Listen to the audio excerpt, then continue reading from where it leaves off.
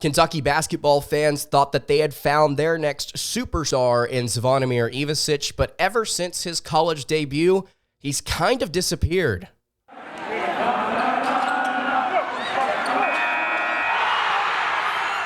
You are Locked On Kentucky, your daily podcast on the Kentucky Wildcats, part of the Locked On Podcast Network, your team every day.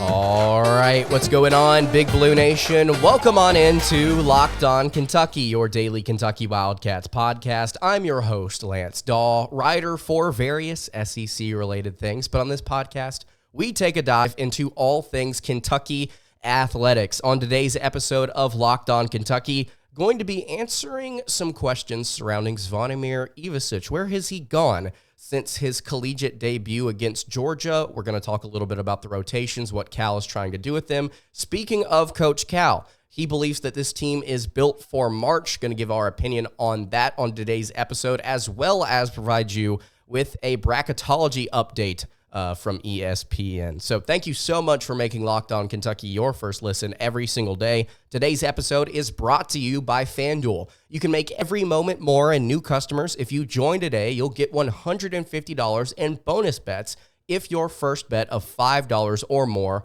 wins. You can visit FanDuel.com/LockedOn today to get started. All right, so let's go ahead and get into it. Zvonimir Ivisic has not played a ton since his debut against Georgia. We all remember that it's been a months-long agonizing process trying to get the Croatian sensation Big Z himself approved and eligible to play college basketball for Kentucky. He committed in August, and ever since then, it's just kind of been a roller coaster of emotions. We finally got him approved. He was eligible to play. Everyone remembers his Georgia debut. In 16 minutes, he had 13 points, 3 blocks, 2 steals, 2 assists, 5 rebounds, just filled up the stat sheet, hit 3 3-pointers, went off. Everyone loved it. It was incredible, and everyone was so hyped up about the future of what he could bring to this program.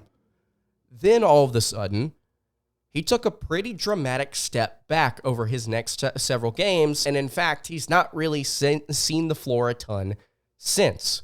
We can take a look at his game logs here real quick.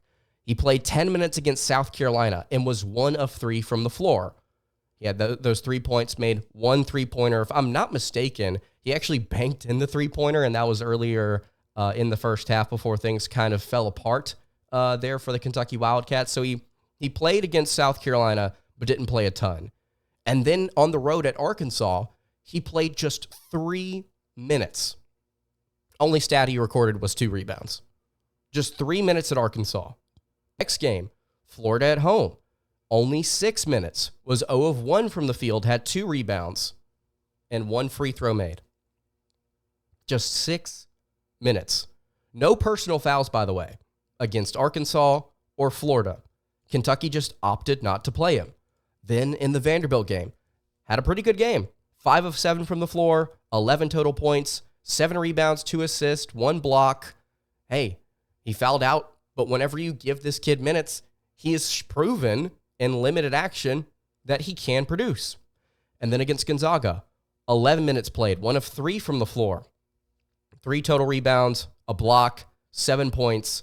Again, just not a lot of opportunity to show what he's capable of. He hasn't gotten a ton of minutes.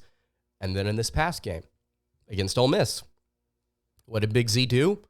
Nothing. He didn't see the floor at all. Didn't play a single minute for Kentucky. And I'm not sitting here on today's episode saying, well, he's got to play. He's going to make Kentucky a national championship contender, this, that, or the other, blah, blah, blah, blah, blah. Because the way that Big Z impacts the game, the way that Kentucky's front court players impact the game is much more than offense, especially at this point. Kentucky has to be better at 2 things. They have to be better at physically protecting the rim and going after and securing rebounds, both of which Zvonimir Ivisic, based on his limited sample size that we have seen, everything outside of practice, based on what we have seen, he's not particularly great at, even at 7 feet tall. And I know what some of you may say. Oh, well, he's still able to pick up blocks, as is Hugo. I think we've talked about this a lot on the show, and you can go to other websites and see similar opinions as well. Being a good rim protector is not all about blocks. It's about getting stops consistently. Sure, you may finish with a block and a half or two a game, but if you give up 4 to 5 buckets at the rim consistently, you're giving up a lot of points. You're giving up more points than you're taking away. And with a guy like Ivisic, we've seen, I think, less his height and more his physicality kind of bog Kentucky down in the paint at different times this season. And part of that, I think, is not necessarily his fault. I mean, the fact that he's sitting here at, 7'2" and only 230-ish pounds, he's going to have a chance if he stays through this offseason to kind of bulk up and be better at that next year. But as of this season, his offense has been really good when given a chance to show what he's capable of. Through these games, by the way, he's shooting 57% from the floor and 71% from three. 5 of 7 from deep. He's hit when he's gotten the chance. He can pick up a couple of blocks. He can pick up a couple of assists as well. He's an all-around interesting front court player. He can handle the ball a little bit as well. It's a fun thing to watch, especially when Kentucky just wants to go big, period, which they have elected to do multiple times. But I don't necessarily know if we're going to get to see that a ton, at least to close out this year, for a couple of reasons, one of which I'll speculate over. Another, I think it's pretty clear where Cal is going with this. Zvonimir Ivisic came into this season about halfway through it. That's just nothing he could have done about it, nothing Kentucky could have done about it. Looking back at it, maybe some things could have been changed, but as it stands, it just is what it is, right? Nothing Kentucky can do. The lack of experience, practice, IQ when it comes to knowing what you need to do out here in the collegiate game, I think is hampering Ivisic's ability to not just get more minutes, but be more productive on both ends in those minutes. Part of it is things that he just can't handle. Part of it are things that I think that he just needs more time to develop on. And so therefore, I think part of the reason why he may start to get pushed back to further back in this rotation, allowing guys like Hugo, Mitchell, and Bradshaw to step up at the center position. The fact that the reason he may get pushed back is because he's not as experienced as these guys. He's not doing everything as well in practice, potentially, as these guys. Again, this first part's speculation. And so Cal seeing this, while simultaneously acknowledging publicly, and I assume privately, hey, we've got to shorten our rotation to find some more consistency. And so, therefore, Ivisic is kind of getting pushed out for, again, some reasons he can't control, some reasons he can in the future control. And so right now we're seeing Kentucky just try and get a little tighter before March. Get the rotation a little tighter before March, which I think is fine. I think that is perfectly fine. But you got to keep Ivisic involved somehow. I don't know if playing him 0 minutes is going to be good. I think giving him a few minutes, determine what that number is for yourself, is going to benefit him in the long run. It's going to help his development. And if you need him in a situation in March, it's going to be better to get him some more minutes now so he's not confused on something he could learn between now and then. There are still about 8 or 9 or 10 games, depending on what happens in the SEC tournament, left before you really have to turn it on. All I'm saying is that Zvonimir can be really impactful for this team. And I understand why he may be stepping out of the rotation a little bit. Part of the reason we know, part of the reason I'm speculating on. And I think that's okay to an extent, but you got to keep him involved somehow. So let me know what you think in the comments below. Should Ivisic be playing more, a lot more, less, none at all? Let me know what you think. You can also hit me on the socials at LockedOnUK. All right, Coach Cal has been doing some things with this rotation, right? Been trying to change things up, been trying to improve the consistency of this defense, especially as we get closer to March. and he still believes, has been adamant about it recently, that Kentucky can win in March. I want to dive into some of the things that he said recently and give my take on it in just a second. Before I do that, though, I want to tell you guys about our friends over at FanDuel. You can get buckets with your first bet over on FanDuel. It is America's #1 sportsbook, because right now, new customers get $150 in bonus bets with any winning $5 moneyline bet. That's $150 if your bet wins. You can bet on all of your favorite NBA players and teams with quick bets, live same-game parlays, exclusive props, and more. All you have to do is visit FanDuel.com/lockedon to shoot your shot. Again, new customers get $150 in bonus bets with any winning $5 bet. FanDuel.com/lockedon with FanDuel, an official sportsbook partner of the NBA. All right, continuing along here on the Thursday edition of Locked On Kentucky. Lance Dawe hanging out here with you. Again, I really appreciate you checking out Locked On Kentucky today. We have just surpassed 7,000 subscribers on the YouTube channel. Thank you guys so much for subbing up. I appreciate everybody that has joined since all the way back in the beginning, and I believe 2021. Gosh, that was a long time ago to just now. I appreciate all of you guys tuning in, listening, subscribing, liking, commenting, all of that good stuff. If you have not subscribed to the show already and you are listening for the first time today, please subscribe to the show. And if you're listening on podcast, wherever you are listening, Apple, Google, Spotify, Stitcher, iHeartRadio, please subscribe there as well. It would be much appreciated. All right, so Kentucky is built for March. At least Coach John Calipari thinks so.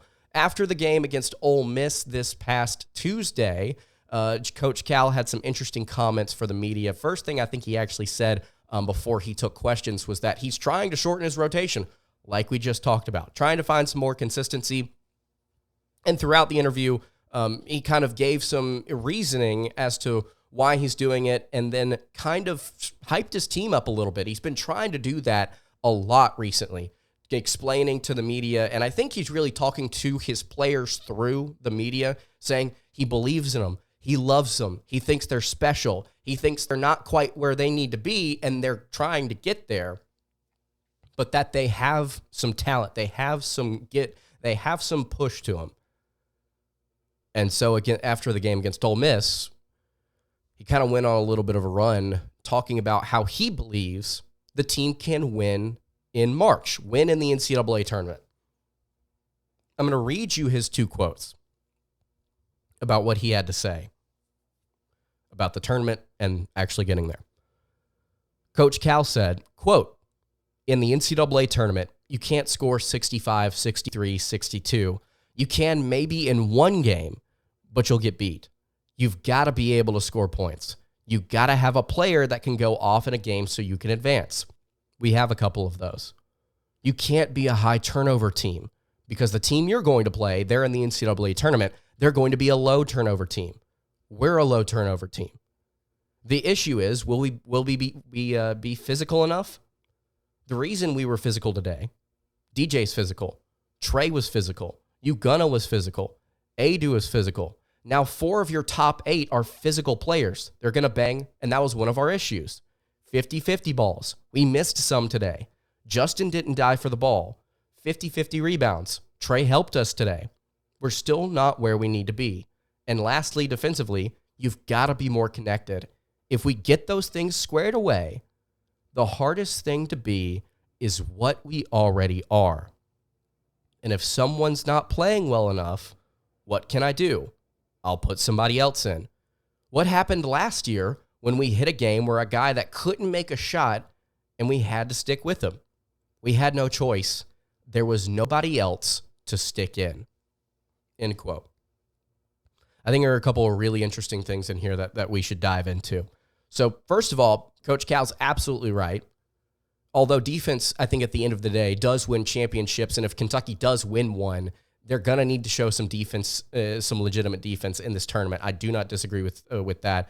But also, Kentucky's got to be able to score. You cannot score 65, 63, 62 points consistently in this tournament and expect to win. What has been the staple of teams like Kentucky over the past, forever, I guess you could say, that have made runs in March. Look at the most recent tournament. Miami, the Final Four last year. The Hurricanes were, at best, average on defense. According to adjusted efficiency rankings, they were top third nationally, but still, that was not good compared to the tournament itself. And yet, what pushed them through?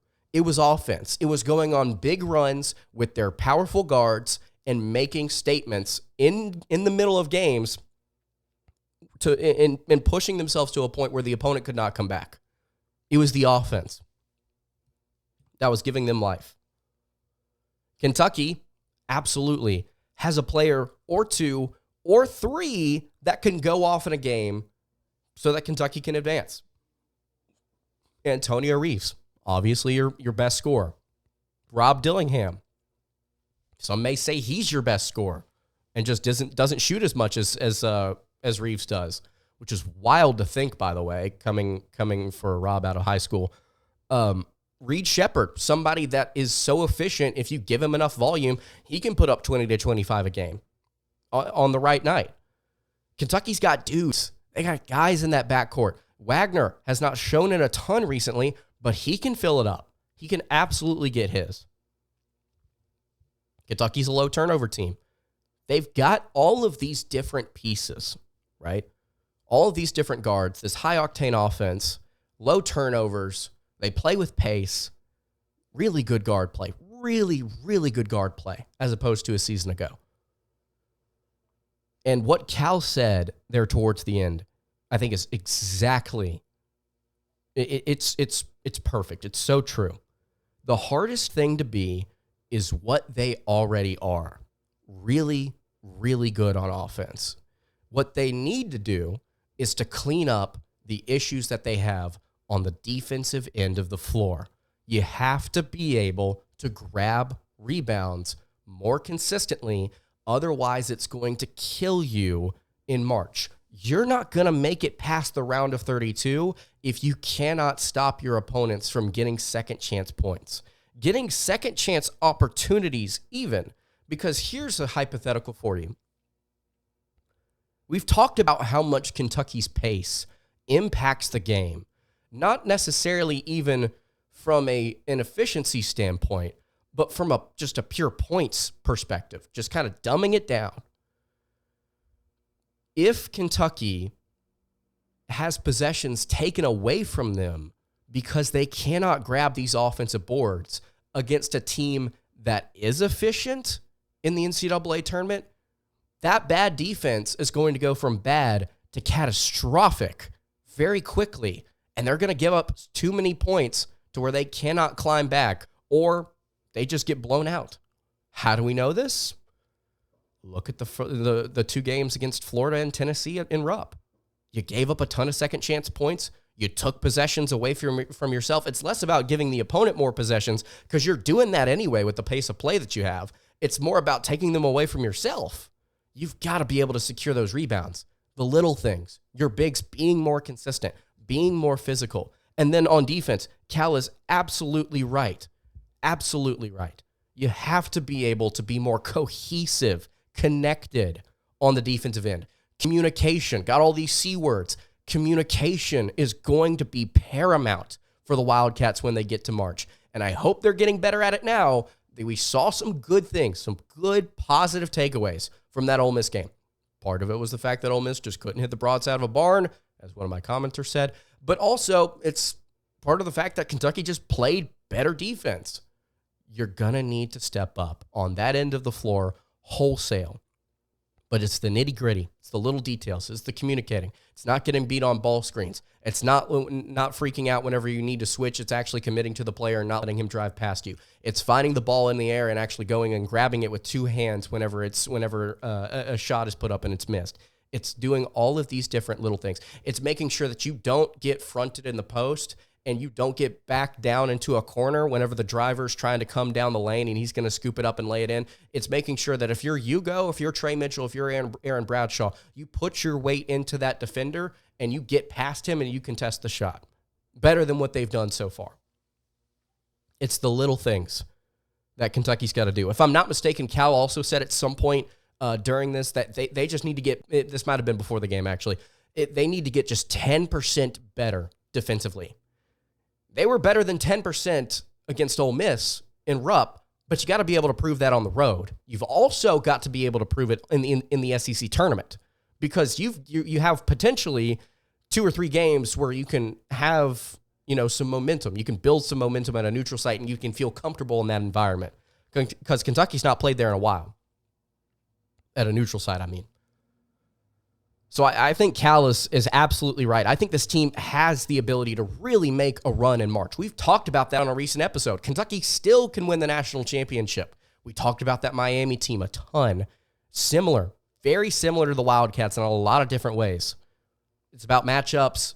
It's about playing hard defense. Important defense when it matters. It's about playing defense when it matters. It's about getting those little nitty-gritty things down. So let me know what you think. Is Cal right? Does Kentucky have a team that's built for the tournament? Are they a little too young to maybe be built for the tournament? Let me know in the comments below. All right, got one more thing I want to talk about today. Got some bracketology. Kentucky sliding, but is that necessarily a bad thing? Not really. Before we dive into that, though, I want to tell you guys about our friends over at Game Time. Let's say somehow, some way, you are in Auburn, Alabama this weekend, which I will be, to watch Auburn versus Kentucky, and you want some last-minute tickets to that event. Well, you need to check out Game Time. It is the fast and easy way to buy tickets for all of the sports, music, comedy, and theater events near you. And right now, users get $100 off when they buy a big game ticket with code VEGAS100. Game Time has last-minute tickets, flash deals, zone deals, really easy to find and buy tickets for every kind of event in your area. If you go check out the Game Time app, you can see all different kinds of views from your seat at the venue. I used Game Time quite a bit during the college football season last year. Loved working with Game Time, loved using them. Very convenient, very quick, very easy. And I will tell you this, the pictures that I saw on the app when purchasing some tickets, it ended up actually being even better than expected. On the pictures that I got for the tickets that I purchased. It was incredible seating, some great deals on some really good seats. So Game Time is the place that you need to go if you want to take the guesswork out of buying tickets. Again, right now, new Game Time users get a $100 off a big game ticket with code VEGAS100. Terms apply. All you have to do is download the Game Time app and use code VEGAS100, VEGAS100, for $100 off a big game ticket. Or if you're not going to the game, you can use code LOCKEDON for $20 off your first purchase. Download Game Time today. Last minute tickets, lowest price, guaranteed. All right, wrapping up the Thursday edition of Locked On Kentucky. Lance Dawe hanging out here with you. Really appreciate, again, you making Locked On Kentucky your first listen every single day. If you've not subbed to the show already, please go ahead and do so. Wrapping up the show today with a little bit of bracketology, just an update for you guys and kind of given maybe the bright side of this situation for Kentucky right now. Because as it stands, Kentucky is now a 6th seed in ESPN's latest bracketology. Now, this was before Kentucky played Ole Miss, if I'm not mistaken, or was updated day of. It was like hours before Kentucky played Ole Miss. But Kentucky now at that 6th seed line really want to try and get up to that 5 or 4 seed line. It's going to be tough. But Kentucky's got some tough games ahead of them. Auburn, LSU, Alabama, Mississippi State. If I'm not mistaken, actually, I'll pull this up real quick. I think LSU might actually be, no, they're not a quad. They're going to be a quad 2 win potentially on the road, which would be hilarious if LSU could somehow get up to a quad 1 win. But you got 3 quad 1 opportunities here possibly to close this thing out. So Kentucky can absolutely climb to that 4 seed line if you start winning some games. But if they don't, if they kind of finish the season where they're projected to, which is like 11-7, 21-10 in the SEC, I don't think that's not the end of the world. Because if you get that 6 seed line, if you get that 5 seed line, we talked about this after the Ole Miss game. And I know it's one game at Rupp, but we've also seen Kentucky lose at Rupp. So follow me here. Ole Miss right now is currently an 11 seed. Makes sense. That's where they've kind of been sitting for most of the season.